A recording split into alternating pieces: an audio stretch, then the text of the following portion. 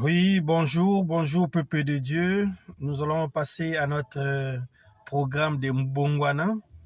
Je suis dans le livre de Daniel, chapitre 6, à partir du verset 19. La Bible dit, « Le roi s'éleva au point du jour avec l'aurore. Il alla précipitamment à la fosse au lion.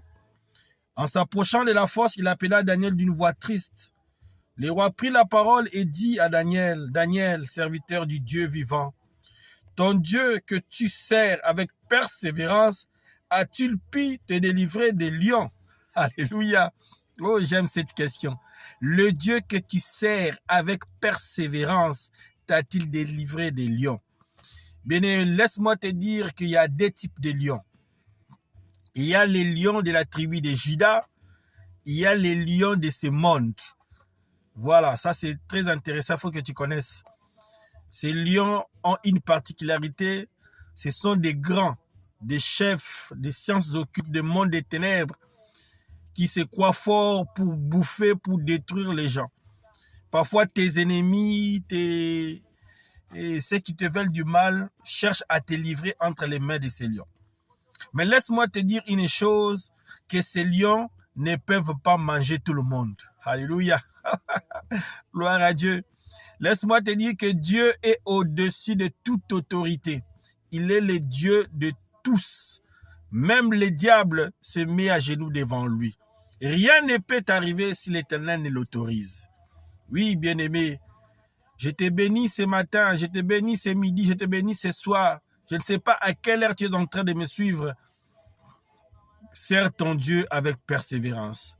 Quels que soient les problèmes, quels que soient les tourments, quelles que soient les difficultés, n'abandonne jamais de servir ton Dieu.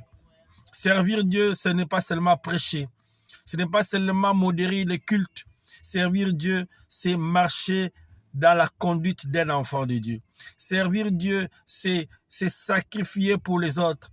Servir Dieu, c'est transformer son entourage en bien. Oui, bien-aimé, est-ce que tu sers Dieu avec persévérance? Le monde peut te haïr, tes voisins peuvent te haïr, les gens peuvent te détester jusqu'à te livrer entre les mains des lions.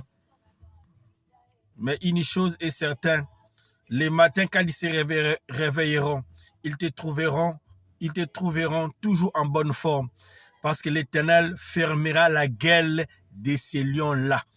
Ils ne te toucheront pas, ils ne te mangeront pas parce que l'Éternel Dieu ne permettra pas que ces choses arrivent dans ta vie. Voilà, je te bénis.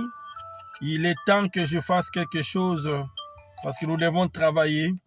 Voilà pourquoi la sonnerie vient de sonner. J'espère que nous nous reverrons encore avec un autre épisode.